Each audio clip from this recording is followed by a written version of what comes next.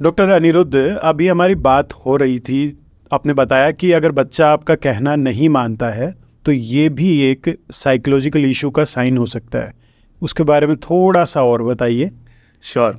अगर बच्चा छोटी मोटी बात को कभी कभार नहीं मानता, वो तो बचपना है ना, बच्चा नटखट है, बिल्कुल। थोड़ा नॉटी है। बट अगर कोई भी बात नहीं मानता, सिंपल इंस्ट्रक्शंस को भी फॉलो नहीं कर पा रहा कि दरवाज़ा बंद कर दो, बैठ जाओ, खाना खा लो, इधर आओ, जाओ बेटा, नहीं, इतनी सी बात को भी अगर फॉलो नहीं कर पा रहा या नहीं करता, इग्नोर कर देता है या अपने में मग्न रहता है, तो इसका मतलब कुछ ना कुछ साइकोलॉजिकल इशू है। एंड इमीडिएटली किसी न किसी डॉक्टर के पास जाके उसको असेस कराना चाहिए।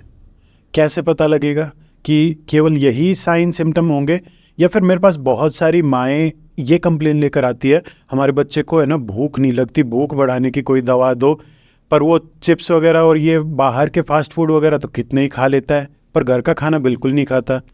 तो इसका भी है कुछ रिलेशन आप? ये I think most of the mothers के साथ जी, ये कंप्लेन रहती है ना, बिल्कुल बड़ी रहती है कि खाना अच्छा नहीं खा रहा। तो मोस्ट ऑफ द टाइम्स ये फिजिकल इशू होता है कि बच्चे को भूख नहीं लग रही या फिर वही खाना खा रहा है जो कि उसको एक्साइट कर रहा है, जो फास्ट फूड रहता है। बट इन सम केसेस ऐसा भी हो सकता है कि साइकोलॉजिकल इशू है, क्योंकि क्या है कि फास्ट फूड के अंदर ऐसे पदार्थ होते हैं जो कि हमारे ब्रेन के अंदर डोपामीन को बार बार रिलीज कराते हैं। और उससे बच्चा एडिक्ट हो जाता है उसी प्रकार के खाने के लिए।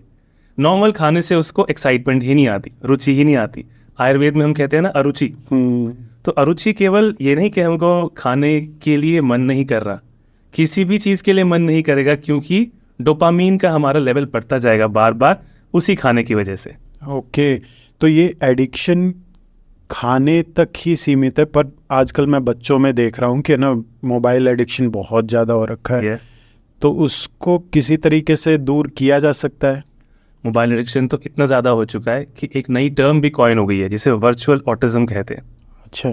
कोविड टाइम पे क्या हुआ कि जो बच्चे उस टाइम पे पैदा हुए या फिर जो बहुत छोटे थे, उनका स्क्रीन टाइम बहुत ज़्यादा बढ़ गया। इवन स्कूल्स के भी असाइनमेंट, सब कुछ जो था, सारा काम और एंटरटेनमेंट बिल्कुल स्क्रीन पे ही हो गया। हमारा भी बढ़ गया तो बच्चों का और भी ज़्यादा बढ़ गया। बिल्कुल। तो जैसे जैसे ऐसा हुआ तो कुछ दिखाई नहीं, एक दुनिया वहीं पे बन गई स्क्रीन के अंदर। होते होते बच्चों के लिए अपनी दुनिया क्रिएट हो गई and it led to virtual autism.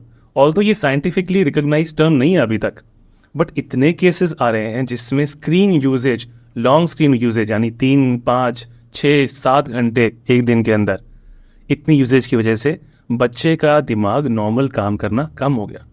मतलब बिल्कुल डल रहने लग गया, खाना ठीक से ना खाना, बात ना समझना, कभी हंसना, अपने आप हंसते रहना, ये सब चीज़ें शुरू कर दी।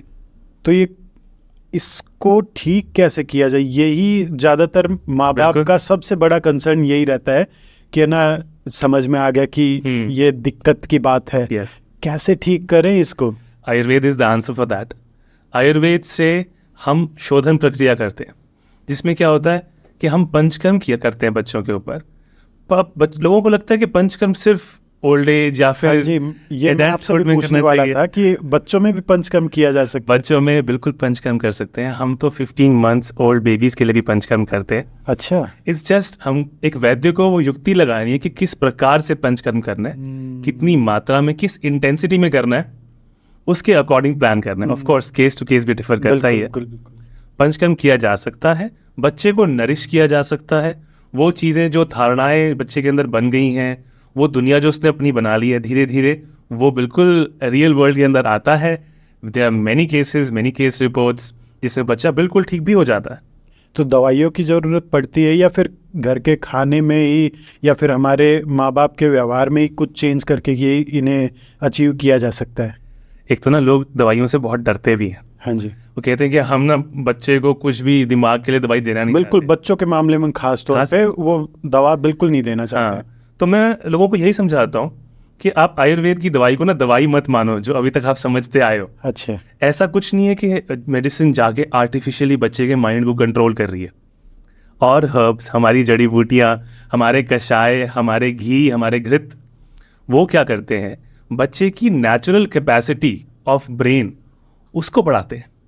अगर नींद भी रेगुलेट करनी है, आर्टिफिशियली कोई हम इंड्यूस नहीं कराते स्लीप को, उसको नेचुरल कैपेसिटी को उसको जागृत करते हैं। सो मैं तो ये कहता हूँ कि आप सप्लीमेंट मान के लो, हम दवाई मान के देंगे। ओके बट यस, मेडिसिन भी एंड पंचकर्म भी, एंड इसके साथ में साइकोथेरेपी भी, वो भी जरूरी है। वो डिफर करता है हर केस में, पर ये 3 तरीके से हम अप्रोच करते हैं यूजुअली किसी भी कंडीशन को। और आयुर्वेद में इसमें कहते हैं ना, युक्ति व्यापाश्रय चिकित्सा, सद्भावजय चिकित्सा और देव व्यापाश्रय चिकित्सा। तो ये तीनों डायरेक्शन से अप्रोच किया जाता है। देव व्यापाश्रय इज स्पिरिचुअल थेरेपी। इस पूरे पॉडकास्ट को आप हमारे main channel doctor robin Sharma Ayurveda के ऊपर देख सकते हैं।